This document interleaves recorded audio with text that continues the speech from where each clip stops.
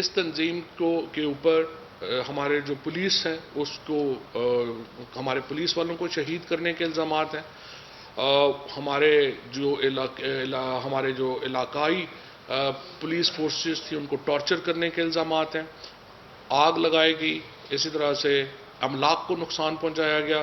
ان تمام باتوں کو مد نظر رکھتے ہوئے وفاقی کابینہ نے جو کمیٹی، وزارت داخلہ کی جو کمیٹی ہے، اس کی رپورٹ کے ساتھ اتفاق کیا ہے اور ان کے اوپر جو پابندی ہے اس کو برقرار رکھنے کا فیصلہ کیا ہے۔ دوسرے مرحلے میں الیکشن کمیشن سے اس تنظیم کا جو سمبل ہے، انتخابی سمبل ہے، اس کو کینسل کرانے کے لیے جو اقدامات ہیں وہ اب وفاقی وزارت قانون اور اٹارنی جنرل جو ہیں وہ کریں گے۔ السلام علیکم ناظرین، آپ دیکھ رہے ہیں پروگرام 7 سے 8، میں ہوں کرن ناز۔ وفاقی کابینہ نے ناظرین کالعدم تحریک لبیک پر پابندی برقرار رکھنے کا فیصلہ کیا ہے۔ ٹی ایل پی کی درخواست پر حکومت نے 3 رکنی کمیٹی بنائی تھی جس نے اپنی رپورٹ تیار کر کے حکومت کو دینی تھی کہ تحریک لبیک پر پابندی برقرار رکھی جائے یا یہ پابندی ہٹا دی جائے۔ اب آج کابینہ نے کمیٹی کی سفارش پر پابندی برقرار رکھنے کا فیصلہ کر لیا ہے۔ وفاقی وزیر اطلاعات جن کی گفتگو ابھی میں نے سنوائی، وہ کہتے ہیں کہ دوسرے مرحلے میں تنظیم کے الیکشن کمیشن سے انتخابی نشان کو ختم کروایا جائے گا۔ آزاد کشمیر میں پہلے ہی کالعدم تحریک لبیک پاکستان پر الیکشن مہم چلانے پر پابندی عائد کر دی گئی تھی۔ ٹی ایل پی نے ناظرین آزاد کشمیر کے 45 میں سے 32 حلقوں سے امیدوار نامزد کر رکھے ہیں۔ تحریک لبیک پر پابندی کا فیصلہ رواں سال اپریل میں اس وقت کیا گیا تھا، یاد ہوگا آپ کو، جب ٹی ایل پی کے سربراہ کی گرفتاری کے بعد ملک بھر میں دھرنوں کے دوران پولیس اور عوام پر تشدد کیا گیا تھا، لوگوں کی املاک کو نقصان پہنچایا گیا تھا۔ ٹی ایل پی کے سربراہ سعد رضوی بھی ابھی تک پولیس کی حراست میں ہیں، لیکن ٹی ایل پی کے معاملے میں حکومتی ارکان کا موقف بدلتا رہا ہے، کبھی وہ بھائی ہوتے ہیں، کبھی وہ دہشت گرد۔ سنیے ذرا علی محمد خان پارلیمنٹ کے فلور پر کیا کہتے رہے۔ جو ٹی ایل پی کے جو ایک سیاسی جماعت تھی وہ نکلے، وہ عشق محمد صلی اللہ علیہ وسلم میں نکلے، لیکن صرف ایشو یہ ہے کہ جب لا اینڈ آرڈر کا مسئلہ پیدا ہوا تو حکومت کو سخت اقدامات لینے پڑے، باقی اس میں تو کوئی دو رائے نہیں ہے۔ جو تحریک لبیک والے نکلے وہ بھی محمد صلی اللہ علیہ وسلم کے عشق میں نکلے، اور ہم جو بات کرتے ہیں ہم بھی عشق رسول میں بات کرتے ہیں۔ لیکن یہاں پہ میں دوبارہ یہ کہنا چاہتا ہوں کہ حکومت نے کوئی ایسا فیصلہ خود نہیں کیا تھا، یہ ہمارے پاکستانی ہیں، ہمارے بھائی ہیں، یہ کوئی دشمن نہیں ہے، کوئی دہشت گرد نہیں ہے جو ادھر آئے تھے۔ اب فواد چودھری صاحب جو بات کر چکے ہیں، تو اس کے بعد سب سے بڑا ایشو یہ ہوگا کہ آزاد کشمیر کے الیکشن سر پر ہے۔ اب تحریک لبیک پاکستان کے لیے کیا پالیسی ہوگی، اس پر بات کرنے کے لیے میرے ساتھ موجود ہیں سابق سیکرٹری الیکشن کمیشن موجود ہوں گے کنور دلشاد صاحب۔ ان سے ضرور یہ جاننے کی کوشش کریں گے کہ اب یہ پروسیس ہوگا کیا، حکومت کی طرف سے جو پالیسی بنائی گئی ہے، جو دوسرا مرحلہ ہوگا، اب انتخابی نشان کو بھی ختم کرنے کی بات ہو رہی ہے، تو اس کا پروسیس سارا کا سارا کیا ہوگا۔ بہت بہت شکریہ کنور دلشاد صاحب، پروگرام میں آپ ساتھ موجود ہیں۔ سر، یہ جو فیصلہ یقیناً آپ کی نظر سے بھی گزرا ہوگا، کیبنٹ نے فیصلہ برقرار رکھا ہے تحریک لبیک پاکستان کے حوالے سے۔ سر، تنظیم کے الیکشن کمیشن سے انتخابی نشان کو ختم کروانے کی بات ہو رہی ہے، اس کا پروسیس کیا ہوگا سر، اور اتنا جلدی ہو جائے گا کیونکہ 25 کو الیکشنز ہیں؟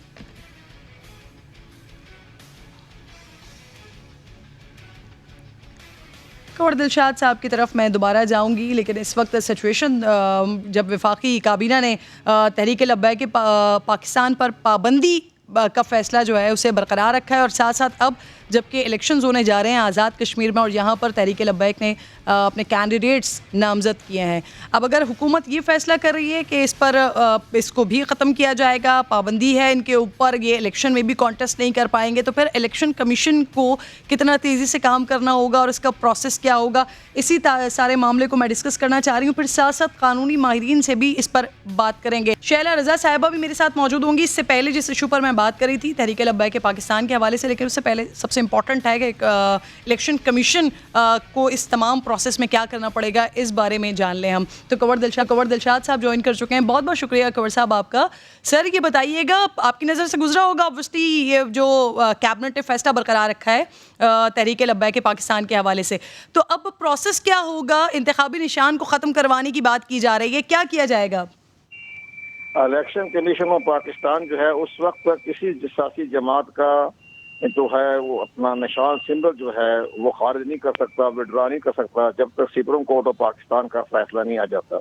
اب تحریک لبیک پارٹی جو ہے وہ حکومت پاکستان کو چاہیے کہ فوری طور پر سپریم کورٹ آف پاکستان میں آئین کے آرٹیکل 17 اور الیکشن ایکٹ 2017 کا سیکشن 212 کے تحت وہ سپریم کورٹ آف پاکستان میں ریفرنس داخل کرائیں. جب سپریم کورٹ آف پاکستان کا فیصلہ آ جائے گا تو پھر الیکشن کمیشن پاکستان اس جماعت کے جتنے بھی ممبر ہیں قومی اسمبلی کے، صوبائی اسمبلی کے، ان کو ان کی کالعدم قرار دے دے گا، ان کے تمام دفاتر بند کر دے گا اور تمام جو بینک اکاؤنٹ ہے وہ سیز ہو جائیں گے اور یہ تمام جو ہے اس کی جماعت جو ہے وہ کالعدم قرار دی جا سکتی ہے آپ سپریم کورٹ آف پاکستان کے فیصلے کے آنے کے بعد. اب وفاقی حکومت کابینہ نے منظوری دے دی ہے تو اس وفاقی حکومت کو چاہیے کہ فوری طور پر سپریم کورٹ آف پاکستان میں اپنا ریفرنس داخل کرائیں اور جب تک ریفرنس کی منظوری نہیں آ جاتی یا توثیق نہیں ہو جاتی، فیصلہ نہیں ہوتا، اس وقت یہ پارٹی برقرار رہے گی. یعنی سر آپ کہہ رہے ہیں کہ حکومت کے نوٹیفیکیشن پر، حکومت کے کسی فیصلے پر الیکشن کمیشن عمل درآمد نہیں کر سکتا جب تک کہ سپریم کورٹ سے رجوع نہ کر لیا جائے. اب سر سپریم کورٹ سے کیا 15 دن کے اندر اندر رجوع کرنے کی پابند ہے حکومت سر؟ آئین میں لکھا ہوا ہے، آئین میں لکھا ہوا ہے، آرٹیکل 17 میں لکھا ہوا ہے کہ ودن 50 ڈیز. اب تو انہوں نے دیر کر دی، یہ تو کیس کمزور ہو گیا. سپریم کورٹ پوچھے گی ان سے کہ جناب آپ 6 مہینے کیا کرتے رہے؟ آپ 6 مہینے قومی اسمبلی میں ان کی تعریفیں کرتے رہے، آپ ان کو جا کے جیلوں میں ملاقاتیں کرتے رہے. یار آپ کی وفاقی وزراء جو ہیں ان کی بیک پارٹی کے جو سربراہ ہیں ان کے ساتھ جیل میں مذاکرات ہوتے رہی. شیخ رشید بھی جاتا رہا، ڈاکٹر انوار الحق جو وزیر مسجد ہیں وہ بھی جاتے رہے. تو یہ سب کچھ سپریم کورٹ تمام معاملات کو پوچھے گئے ان سے کہ آپ نے ہمارے پاس کیوں نہیں آئے، آپ ان کے ساتھ جو ہے بالا پالا کیسے ان کے ساتھ سمجھوتا بازی کر رہے تھے، آپ نے کمیٹی کیسے مقرر کر دی، آپ نے جے آئی ٹی کیسے مقرر کر دی. آپ سپریم کورٹ آف پاکستان میں آنا چاہیے تھا نا.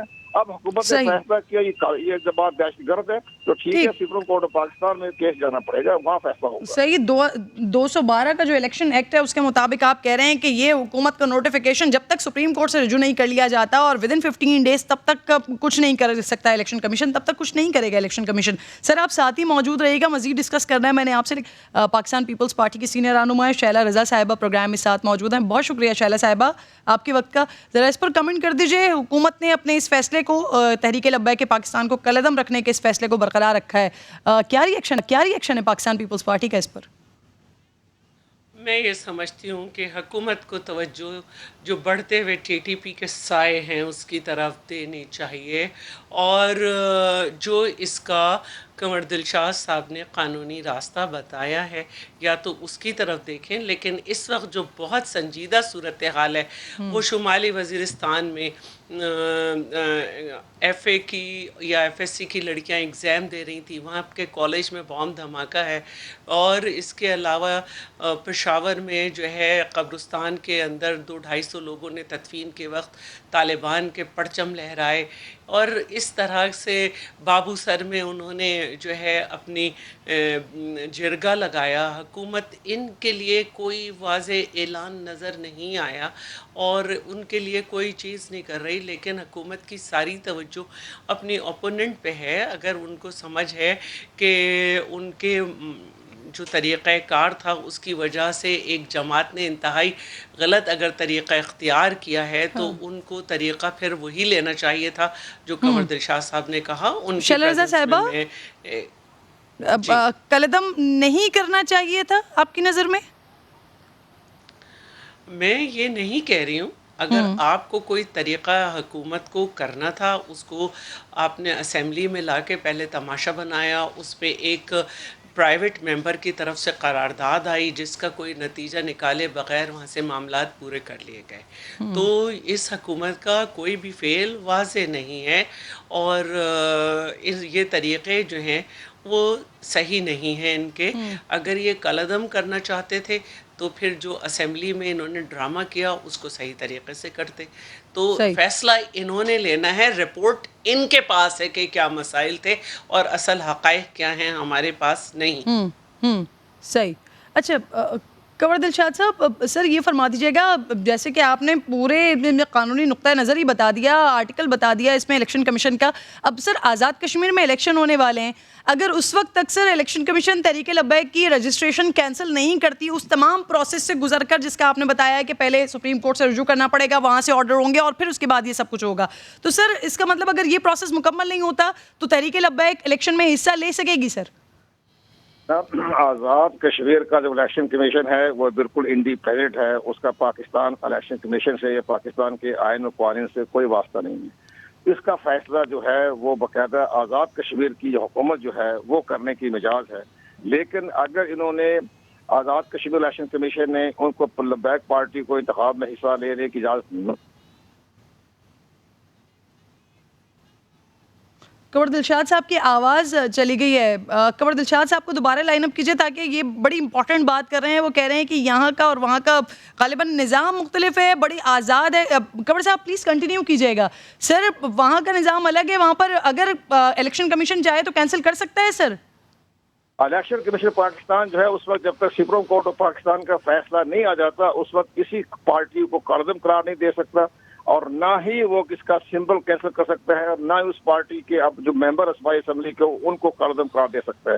یہ جب تک سپریم کورٹ آف پاکستان کے ساتھ مشروط ہے، مینڈیٹری ہے، لازمی ہے، اور لفظ ذل کا استعمال کیا ہوا ہے کہ لازمی ہے سپریم کورٹ آف پاکستان کو، لیکن حکومت پاکستان نے اس میں بڑی کوتاہی برتی ہے اور اس سے بابرے میں اپنا کیس کو کمزور کر لیا ہے، اور سپریم کورٹ آف پاکستان جو تمام حالات کا جائزہ لینے کے بعد فیصلہ کرے گی۔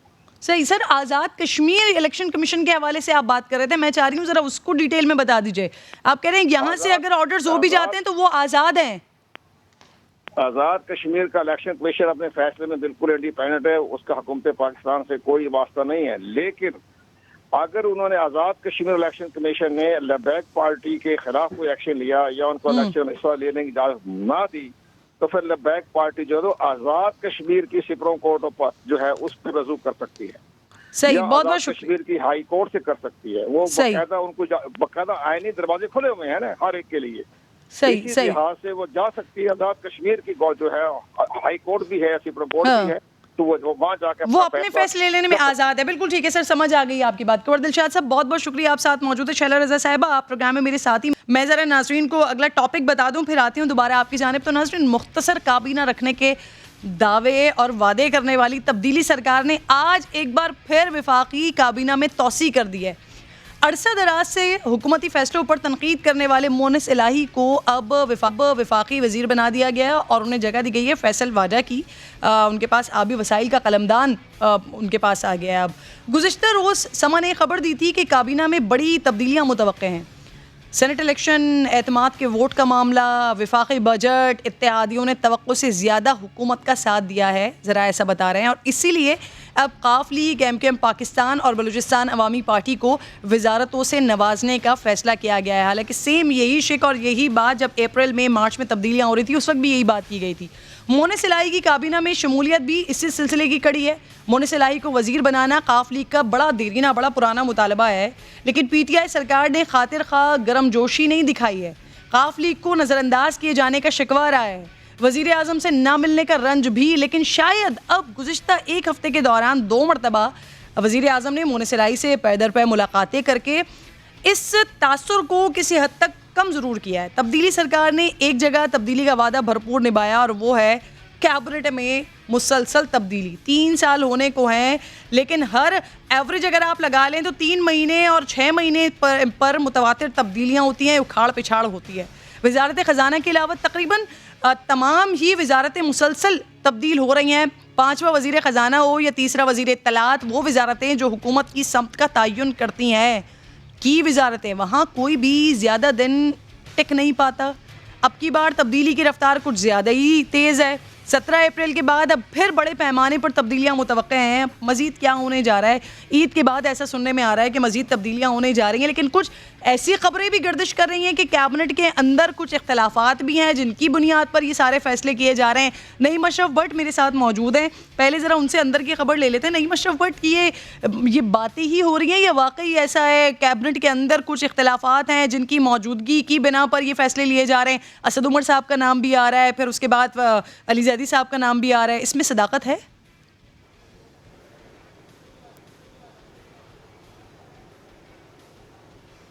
دیکھیں کرن، بیسیکلی تو 3 سال ہو گئے ہیں جب سے وفاقی کابینہ بنی ہے یہ والی، اس میں اختلافات کی خبریں آتی رہی ہیں، کھل کے ایک دوسرے کے خلاف بولتے رہے ہیں کئی مواقعوں پر، اور کچھ ایسے مشیر معاون خصوصی ہیں جو اسی تنقید اور اسی مخالفت کی وجہ سے انہیں وزارتوں سے اور جو عہدے ہیں انہیں وہ چھوڑنے پڑے، بلکہ جو اس وقت سیکرٹری جنرل ہے پی ٹی آئی کے عامر کیانی، وہ بھی ان کو بھی جانا پڑا، اور یہی اختلافات تھے، اور اسی طرح ڈاکٹر ظفر مرزا اور بہت سے جو معاون خصوصی ہیں وہ بھی گئے۔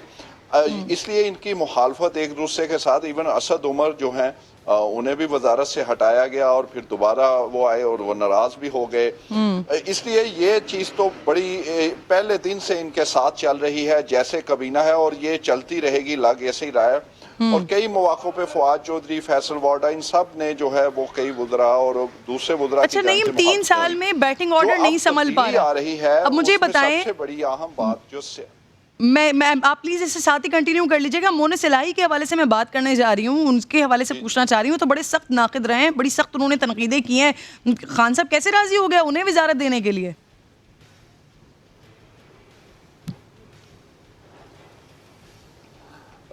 دیکھیں خان صاحب اس وقت خوشی بہت ہیں، ایسی اپوزیشن، ایسا ماحول شاید ہی انہیں پہلے 3 سال کے دوران نہیں ملا کہ آپ دیکھیں کہ آرام سے بجٹ پاس ہو رہا ہے، اور اپوزیشن پی ڈی ایم جو ہے وہ ٹوٹ چکی ہے، اور اپوزیشن کے ارکان ہی بجٹ پاس کروانے میں جو ہے وہ مددگار ثابت ہو رہے ہیں، غیر حاضر ہو رہے ہیں، اپوزیشن لیڈر آتے نہیں ہیں۔ اسی طرح اب معیشت جو ہے اب تھوڑا ظاہر ہے سنبھل گئی ہے۔ پہلے 3 سال عمران خان جو ہیں وہ کافی مشکل میں تھے، اور پھر ابھی دیکھیں کہ جو مسلم لیگ کاف کا خاص طور پہ رول ہے وہ بڑا زبردست رہا، اور اس پہ اب وزیر اعظم جو ہیں وہ بہت خوش ہیں، پہلے ناراض بھی رہے، 1 سال پورا ایسا بھی گزرا کہ وہ ان کو ملے ہی نہیں، ایون مونس الہی اس حد تک obviously بار بار اس بات کا تذکرہ ہوتا رہا کہ خان صاحب وقت نہیں دیتے، ملتے نہیں۔ اچھا نہیں، آپ ہی نے خبر دی ہے کہ پی ڈی ایم کا سینٹ میں علیحدہ گروپ جو ہے وہ گیلانی کی منشا پر چل رہا ہے، عملی طور پر P D M senators opposition leader سے ہی مشاورت کر رہے ہیں، اسے پی ڈی ایم کی مجبوری کہا جائے یا شکست، اور کیا واقعی پی ڈی ایم نے گیلانی صاحب کے آگے ہار مان لی ہے؟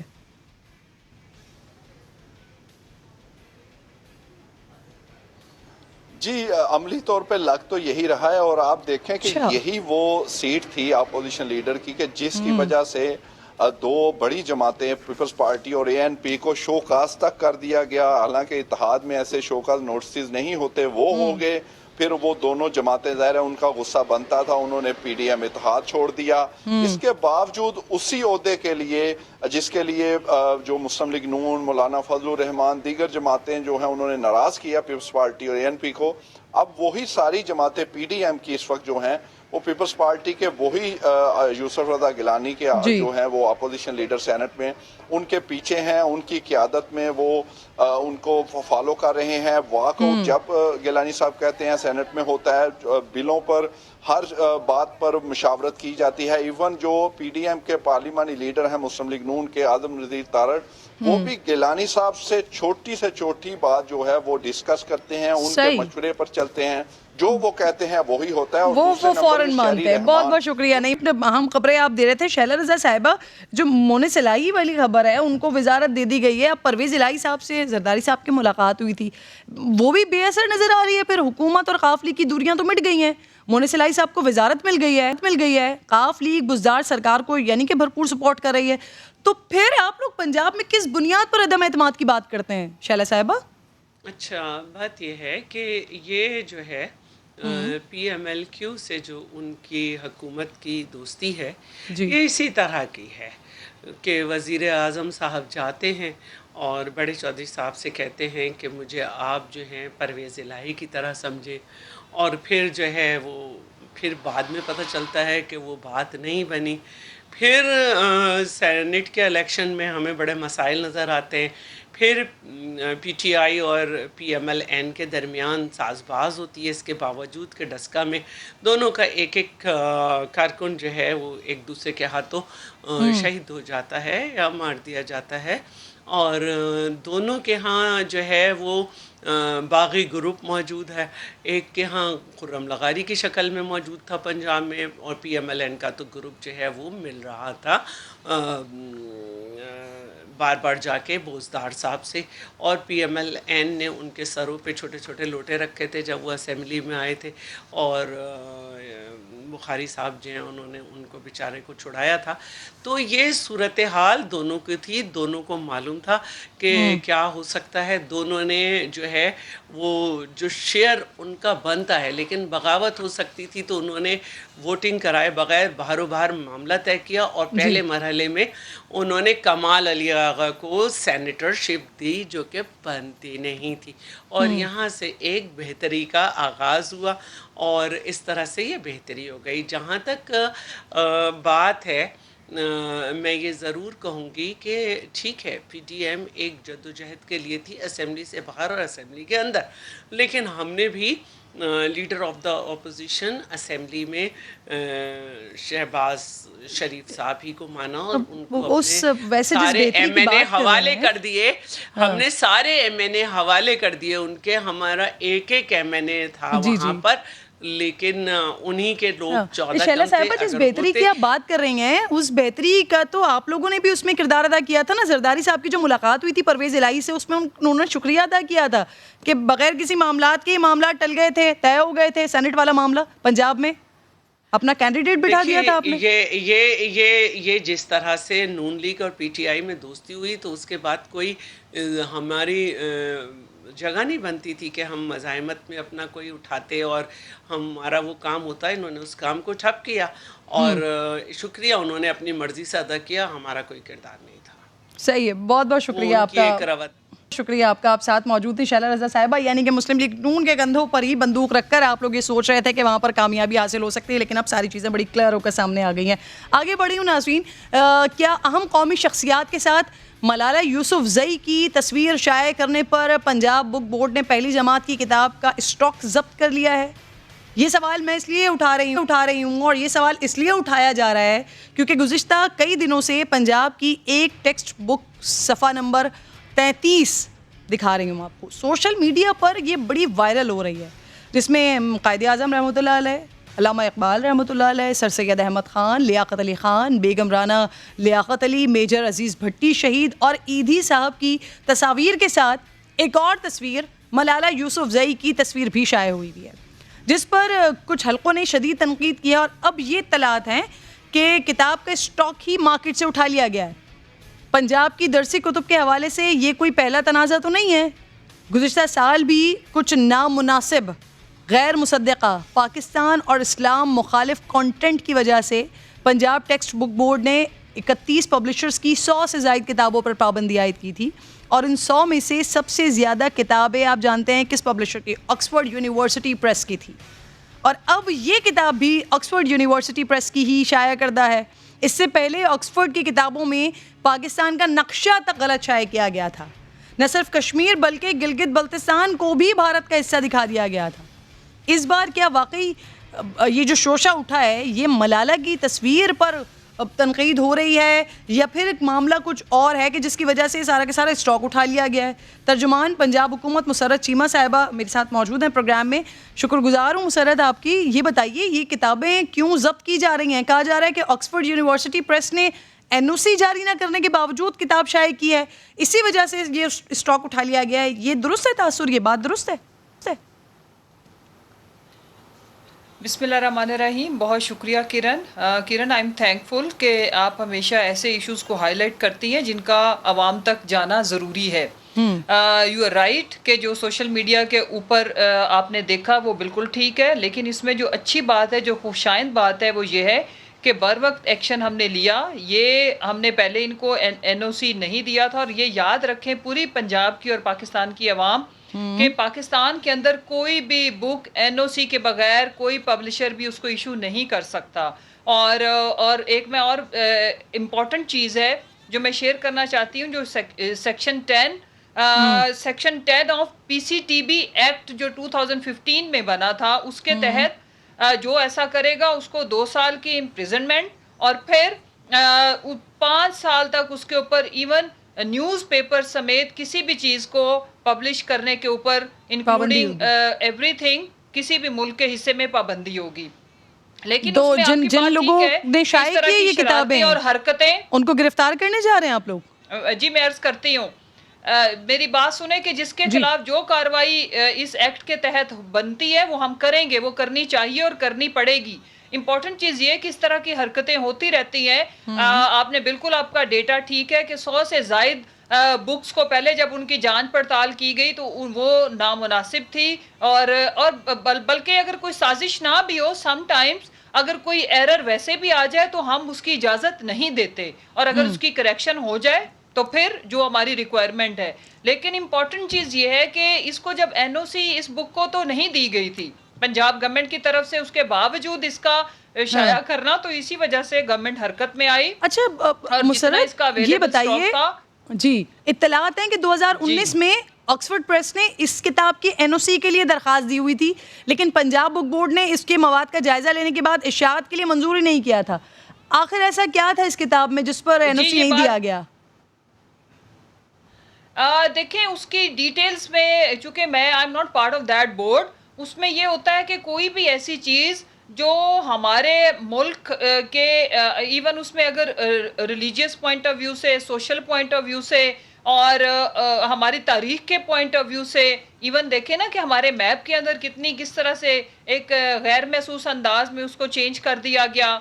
कुछ ऐसी भी थी जिसमें हमारे डिस्ट्रिक्ट्स के नाम कंप्लीट नहीं थे। मुसर्रत साहबा, क्लियर कीजिएगा, तो एक हफ्ते से इशू चल रहा है सोशल मीडिया पर, यानी कि आप कह रही हैं कि ये जो पूरा का पूरा स्टॉक जब्त किया गया है, ये मलाला की तस्वीर होने की वजह से जब्त नहीं किया गया, एनओसी नहीं मिला था, कुछ और मवाद इन किताबों में था, इस वजह से ये सारा डाटा उठाया गया है, ऐसा ही है? किरण मैं ये अर्ज करूं कि फर्ज करे, मैं एक सपोज कर रही हूँ, आपके मुल्क का एक कानून है, एक उसका तरीकाकार है।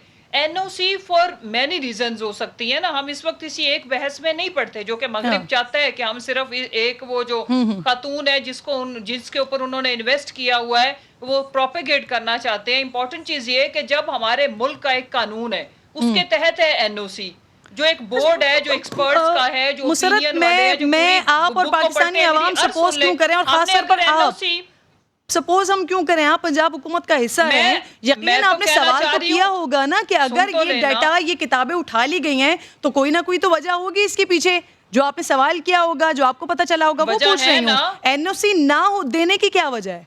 किरण मुझे कंप्लीट करने दें। जी मुझे कंप्लीट करने दें।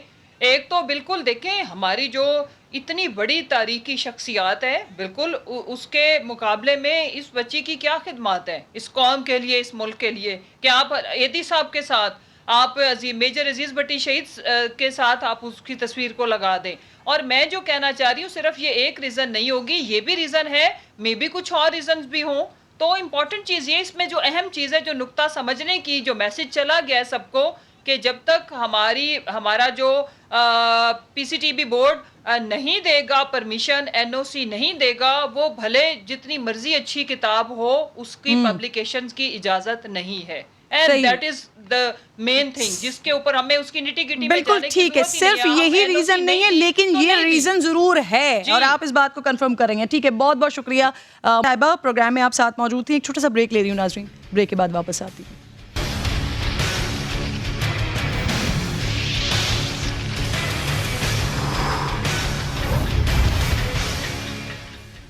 वेलकम बैक वंस अगेन नाज़रीन। अफगान तालिबान तूफ़ान की तरह उठे और सिर्फ 3 महीने के अंदर अंदर अफगानिस्तान के बड़े रकबे पर काबिज हो गए हैं। तालिबान अफगानिस्तान दारुल हुकूमत काबुल से सिर्फ 60 किलोमीटर दूर हैं। इस दौरान अफगान फोर्सेस ने तालिबान से कंधार का कब्ज़ा छुड़ाने के लिए बाज़ार पर बम्बार्टमेंट किया है। दूसरी तरफ तुर्की ने अफगानिस्तान में अपने फ़ौजियों को रोकने का फ़ैसला किया है। जुमे को तुर्की के सदर रजब तैयब एर्दोगान ने कहा था कि अंकारा का वाशिंगटन के साथ एक मुआहदा तय पा गया, जिसके तहत नेटो के इनखला के बाद काबुल एयरपोर्ट की सिक्योरिटी के लिए तुर्की के कुछ फ़ौजी एहलकार अफगानिस्तान में तैनात रहेंगे। कहा जा रहा है नाज़रीन कि इस वक्त तुर्की के 500 फ़ौजी अफगानिस्तान के अंदर मौजूद हैं और तालिबान ने तुर्की के फ़ैसले को अमन मुआहदे की खिलाफ वर्जी करार दिया है और तुर्क अफवाज के खिलाफ भरपूर मज़ाहमत का ऐलान भी कर दिया है। तुर्की नाज़रीन नेटो का वाहिद इस्लामी मुल्क है जिससे तालिबान ताल्लुकात ख़राब नहीं करना चाहते हैं। اس کے باوجود ترکی کا اس وقت افغانستان میں طالبان کے خلاف جانا کہ جب امریکہ بہادر وہاں سے بھاگ رہا ہے تو یہ سمجھ سے بالا تر ہے. اب کیا ترکی امریکہ کی خوشنودی کے لیے یہ سب کر رہا ہے یا اس کے پیچھے کوئی اور راز ہے؟ یہ بات کرنے کے لیے اعجاز اعوان صاحب دفاعی تجزیہ کار ہیں پروگرام میں ساتھ موجود ہیں. بہت بہت شکریہ اعجاز صاحب آپ کا. سر، افغانستان کی صورتحال تو دن بدن خراب ہو رہی ہے، بدل رہی ہے، طالبان کی پیش قدمی جاری ہے. وہ دعویٰ کر رہے ہیں کہ تقریباً 85% رقبے پر انہوں نے قبضہ کر لیا ہے، 40% رقبے پر قبضہ کر لیا ہے. اب اس سچویشن میں امریکہ کیوں اتنا پرسکون ہے sir? Thank you very much. دیکھیں، امریکہ کا پرسکون ہونا تو بنتا ہے کیونکہ انہوں نے اپنے ٹروپس حفاظت نکال لیے ہیں اور وہ ابینڈن کر کے چلے گئے ہیں. اگر آپ جو بائیڈن کی سپیچ سنیں پریزیڈنٹ آف یونائٹڈ اسٹیٹس کی، تو انہوں نے کہا ہے کہ ہم ریکنسٹرکشن کے لیے نہیں گئے تھے، ہم دہشت گردی کے خلاف جنگ کرنے کے لیے گئے تھے. اسامہ بن لادن کو ہم نے مار دیا ہے، ملا عمر اپنی ڈیتھ جو ہے وہ مر چکے ہیں، اور اب دہشت گردی کا منبع یا اس کی جڑ اب افغانستان میں نہیں ہے، لہذا ہمارا مشن پورا ہو گیا ہے. تو اب تو وہ ریکنسٹرکشن کرنا ہی نہیں چاہتے، تو وہ تو نکل گئے ہیں. لیکن یہ جو آپ نے انٹرو میں کہا ہے، یہ بڑی افسوسناک ڈیسیژن ہے ٹرکش گورنمنٹ کا کہ انہوں نے ایک جسے کہتے ہیں نا موسلی میں سر دینا، انہوں نے افغان طالبان کے خلاف اگر ان کی مرضی کے خلاف فیصلہ کیا تو اس کا انجام انتہائی بھیانک ہوگا، اور ٹرکش گورنمنٹ اپنے اس ڈیسیژن پہ پچھتائے گی. انہیں اب بھی چاہیے کہ ریکنسیڈر کریں. اگر طالبان ان کو اجازت دیتے ہیں کہ آپ اس کی ایئرپورٹ کی حفاظت کریں تو ان کو وہاں رہنا چاہیے، ورنہ جس طرح باقی کوalition نکل گئی ہے ان کو یہاں سے چلے جانا چاہیے. 1,40,000 ٹروپس اور 5 ایئر بیسز کے ساتھ اگر وہ ان کو ریزسٹ نہیں کر سکا امریکہ تو ٹرکی کیا ریزسٹ کرے؟ اعجاز صاحب، آپ کہہ رہے ہیں کہ ان کو پچھتاوا ہوگا، لیکن فی الحال تو سوال سر یہ بنتا ہے نا کہ آخر کر کیوں رہے ہیں؟ جب امریکہ وہاں سے بھاگ رہا ہے تو طالبان اور کے ساتھ ترکی معاملات ایسے رکھ رہا ہے. سر ایسا کیوں ہے؟ مجھے اس کی کوئی لاجک سمجھ نہیں آتی کہ یا تو کوئی انڈرسٹینڈنگ ہے طالبان کے ساتھ، اگر طالبان کی مرضی کے خلاف انہوں نے اپنی اوپر ذمہ داری لے لی ہے کہ وہ وہاں رہنا چاہتے ہیں اور کابل ایئرپورٹ کا دفاع کریں گے، تو میرے خیال میں اس سے غیر سنجیدہ ڈیسیژن اور کوئی پریزیڈنٹ اردوان لے نہیں سکتے تھے. مجھے ڈر ہے اس بات کا کہ لیٹ می سیٹ کہ کل کہیں ان کو جرگمال کے بن جائیں گے اور پھر پاکستان کو وہاں جا کے یہ مصالحت کرانی پڑے گی اور ان کو چھڑانا پڑے گا. صحیح. اچھا سر، اب ترکی نے افغانستان میں رکنے کا فیصلہ کیا ہے جسے طالبان نے اپنے ساتھ کہہ رہے ہیں وہ کھلی جنگ ہوگی ہمارے ساتھ. نیٹو کا واحد مسلمان ملک ترکی. سر مسئلہ یہی ہے نا کہ تنہا آخر طالبان سے لڑ کیوں رہا ہے؟ اب آپ کہہ رہے ہیں کہ کوئی لاجک سمجھ نہیں آ رہی ہے ان کی. اب سر پاکستان، ایران، روس اور چائنا کے ساتھ مل کر اس خطے میں اپنی حکمت عملی بنانے کی بات کر رہا تھا، کیا اس پر کوئی پیش رفت ہوئی ہے سر؟ ہو سکتی ہے سر؟ اس پر پیش رفت ہو سکتی ہے. وہی ایک افغانستان میں امن کا ایک دائمی امن کا ایک مستقل امن کا طریقہ ہوگا. وہی لاجیکل اپروچ ہے کہ اگر یہ 5 کنٹریز مل کر بیٹھ جائیں اور ایک معاہدہ کریں آپس میں، بے شک اس میں امریکہ کو بھی بٹھا لیں، non interference in internal affairs of Afghanistan, naan participation in local conflict, internal in fighting جو ہے ان کی ان فائٹنگ ہے اس میں نان پارٹیسپیشن کا اگر یہ معاہدہ کریں تو افغانستان کے انٹرنل ڈائنامکس ایسے ہیں کہ 6 مہینے سے زیادہ خانہ جنگی نہیں چلے گی. اگر یہ 4-5 ملک معاہدہ کر لیں کہ ہم نے انٹرفیئرنس نہیں کرنی، ہم نے لاجسٹک سپورٹ نہیں پرووائڈ کرنی، ہم نے کسی قسم کی طرفداری نہیں کرنی، اور یہ ڈویبل ہے. اس میں ترکی کو بھی شریک ہونا چاہیے. لیکن مجھے یہ بعض اوقات بڑے بڑے لیڈر بہت غلط فیصلے کر جاتے ہیں. میں سمجھتا ہوں کہ یہ پریزیڈنٹ اردوان کی بہت بڑی غلطی ہے اگر وہ طالبان کی مرضی کے خلاف امریکہ یا کسی اور کی خوشنودی کے لیے اپنے 600 ٹروپس وہاں چھوڑ رہے ہیں، تو ان کو یہ عقل سے کام لینا چاہیے. غالباً مجھے یہ کہتے ہوئے اچھا تو نہیں لگ رہا کہ اگر 1,40,000 ٹروپس افغان کو سپریس نہیں کر سکے اور باگرام کا وہ دفاع نہیں کر سکے تو پھر یہ 500-600 کیا کر لیں گے؟ بالکل آپ درست فرما رہے ہیں سر. اور نہ صرف آپ بلکہ اوبویسلی یہ تمام لوگوں کی نظریں اسی بات پر ہے کہ اگر آپ اسے غیر سنجیدہ بات کہہ رہے ہیں تو یہ کیسے غیر سنجیدہ عمل کی جانب ترکی جا رہا ہے. بہرحال سر ایک اور بھی ایشو پر میں بات کرنا چاہ رہی ہوں آپ سے. آج سر یوم شہدائے کشمیر بھی ہے. آج کے دن سر 22 مجاہدین نے اپنی جان دے کر آذان کے حکم کو پورا کیا اور آج بھی مجاہدین وہاں پر اپنی جانیں دے رہے ہیں. لیکن سر پاکستان اچھی نیت اور باتوں کے سوا کہہ سکتے ہیں ہم کہ کچھ کر تو نہیں پا رہا ہے سر.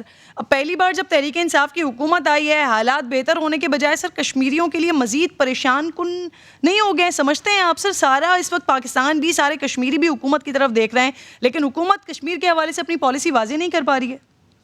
حکومت کی پالیسی نان انٹرفیئرنس کی ہے جس سے میں اتفاق نہیں کرتا کیونکہ اس وقت جب ظلم کے پہاڑ کشمیریوں پر توڑے جا رہے ہیں اور ایک طرف افغانوں نے دنیا کی سب سے طاقتور کولیشن کو ریزسٹنس کے ذریعے اپنے ملک سے نکالا ہے تو یہ تو وہ وقت تھا جب کشمیری مجاہدین کی حوصلہ افزائی کرنی چاہیے اور وہ اس سے انسپائر ہو کر انڈین آرمی کو ریزسٹ کریں اور ان کی ہر طرح کی امداد کرنی چاہیے. مجھے یہ نہیں سمجھ آتا کہ کس امید پہ ہماری موجودہ حکومت اور فیصلہ ساز لوگ بیٹھے ہیں.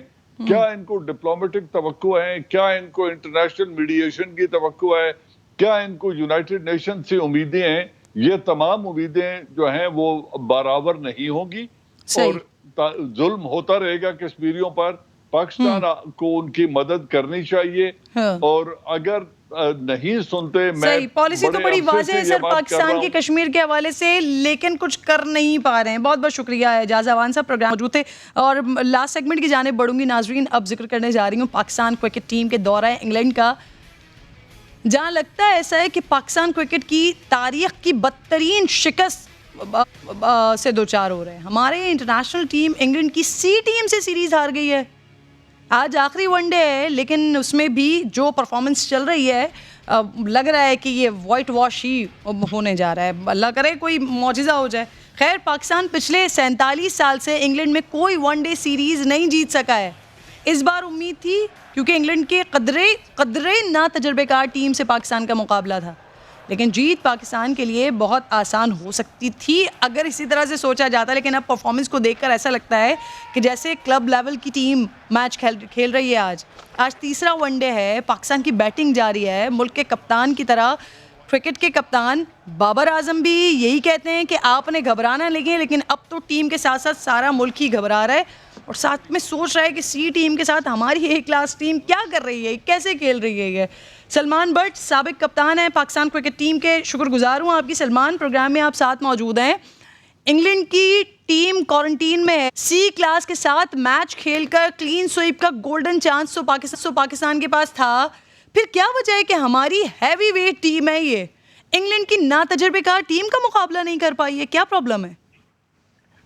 سب سے پہلے تو جی thank you for having me. Yes Pakistan آج کا میچ تو قدرے بہتر کھیل رہا ہے لیکن پاکستان کی جو لانگر فارمیٹ ون ڈے اور ٹیسٹ کرکٹ کے جو ایشوز ہیں یہ بڑھتے جا رہے ہیں اور ایک کانسٹنٹ ڈکلائن ہے اور اس کے اوپر ہمارا جو اوبیسلی جو ہائرارکی ہے کرکٹ کی وہ ڈینائل میں ہے بیکاز ہماری جو پچھلے 3 سال سے جو ہماری ساری کنسنٹریشن اور فوکس ہے وہ T20 گیم کی طرف بڑھتا جا رہا ہے. انکلینیشن اس طرف زیادہ ہو رہی ہے لیکن اس سے نقصان یہ ہوتا ہے کہ جب آپ لمبے فارمیٹ میں کھیلتے تو آپ کی وہ والی سکلز بھی ڈیٹیریٹ ہونا شروع ہو جاتی ہیں. So the longer format that you play it helps you be better in the shorter format. تو ہم اپنے اگر ون ڈے کرکٹ کی کیونکہ یہ سیریز چل رہی ہے جس کی آپ نے بات کی ہے, پاکستان کا پچھلے 3 سالوں میں یہ 9واں میچ ہے ون ڈے کا. تو دوسری ٹیمیں سال کے 36 سے 40 میچ کھیلتی ہیں ون ڈے کے. ہم T20 کھیلتے ہیں, اپنا ٹیسٹ بھی چھوڑ دیتے ہیں, ٹیسٹ کی جگہ بھی 2 T20 لے لیتے ہیں.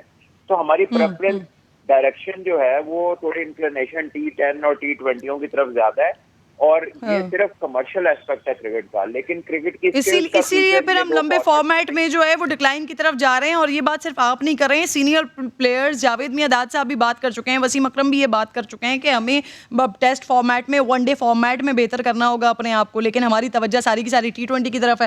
اب بابر اعظم کہہ رہے ہیں کہ آپ نے گھبرانا نہیں ہے, کم بیک کریں گے, لیکن پوری قوم ہی اس وقت گھبرا رہی ہے. ایک رائے یہ بھی ہے کہ بابر اعظم ایک بہترین بیٹسمین ضرور ہیں لیکن وہ بہترین کپتان ثابت نہیں ہو رہے ہیں ٹیم کے لیے. اتفاق کرتے ہیں, سمجھتے ہیں آپ ایسا ہی ہے؟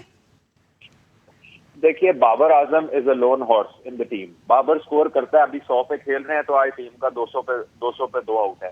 بابر جلدی آؤٹ ہوتے ہیں تو پھر پیچھے لگتا ہے جیسے ٹیم میں کچھ بچا ہی نہیں ہے, کچھ ہے ہی نہیں ٹیم میں.